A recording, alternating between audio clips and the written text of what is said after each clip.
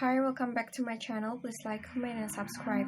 As part of a vessel safety protocol, a vessel owner and operator should create a clear man overboard rescue protocol so that vessel workers are prepared and trained to handle a man overboard situation. These procedures often incorporate the following measures: use of lifeboats, life rings with rope at least 90 feet in length, ladders that extend 3 feet above and below the water surface, use of immersion suits where water is cold and could cause hypothermia. Vessel owners and operators are encouraged to require their crew members to practice man overboard procedures regularly so they are prepared to handle these highly stressful rescue procedures when a situation arises. Each year, maritime workers are injured from the use of machinery and equipment. A variety of different injuries may occur to workers from equipment and machinery use, including, but not limited to, first, injuries to hands, feet, or other limbs that result from using this type of equipment when body parts become caught in moving machinery. Injuries may be sustained to the head from falling objects, and moving equipment injuries may be sustained from getting pinned under a load of cargo.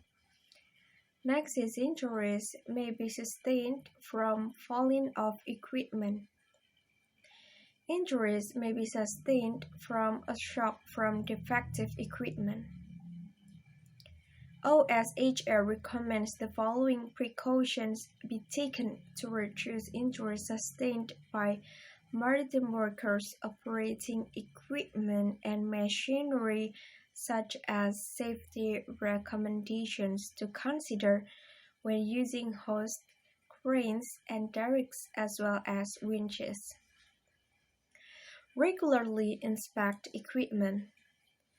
Properly maintenance equipment. Properly train workers to use equipment. Install appropriate rails and safety equipment to avoid the equipment being driven off of a vessel. Ensure easy access of emergency shut-offs by workers. Hazards associated with confined or enclosed spaces. Confined or enclosed spaces on board can have atmospheres that are toxic and unsafe to workers. Examples of hazards that may be present in enclosed space include oxygen deficiencies, toxic chemicals in the atmosphere, and explosive or flammable chemicals in the air. Because of these potential dangers, whenever maritime workers enter a confined or enclosed space, they should be careful and cautious. OSHA's publication discusses information about fire hazard and safety precautions and steps that can be taken to prevent fires on board, such as storing engine fuel and gas tanks safely and away from sources of ignition. Posting appropriate danger signs to warn workers of hazards that are present. Ensuring work that is capable of creating a source of ignition is done in a properly tested space safe for this type of work.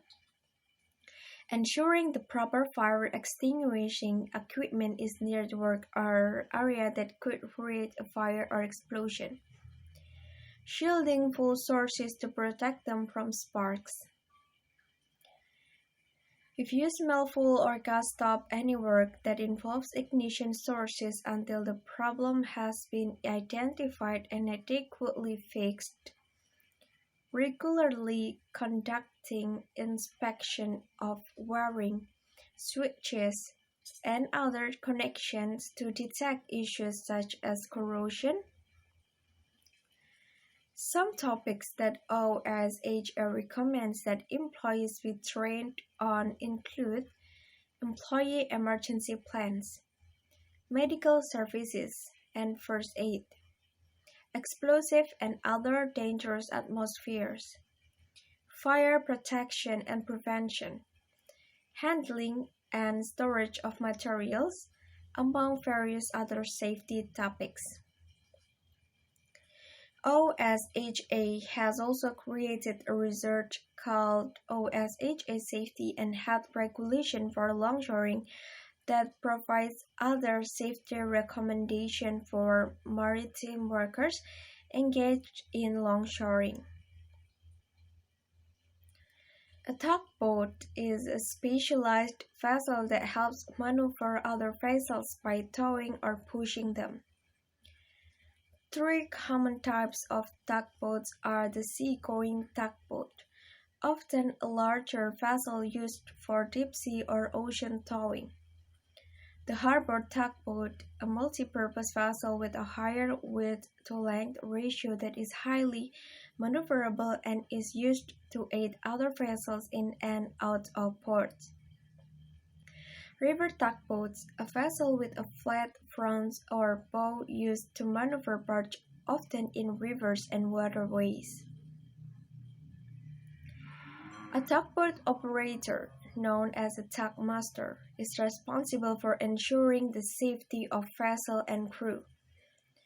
Safety measures should be taken by a tugmaster before departing on a voyage, such as doing proper planning and preparation before a tow commences, ensuring that the vessel is compliant with all applicable safety regulations and is current on all certifications, as well as making sure that all vessels' equipment and machinery, such as towing gear, has been inspected and is in good working condition.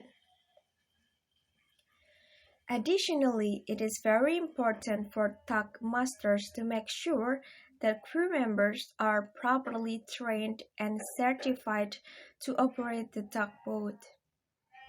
Training topics should include subjects such as how to properly complete a towing maneuver, how to properly use towing equipment, as well as knowing the equipment's limitations, dangers associated with towing, and risks associated with working in dangerous weather conditions, which may include rough waters, among others. Tugmaster should also do adequate emergency planning prior to departing on a tug operation. Emergency planning should take into consideration a variety of different emergency events that could happen unexpectedly.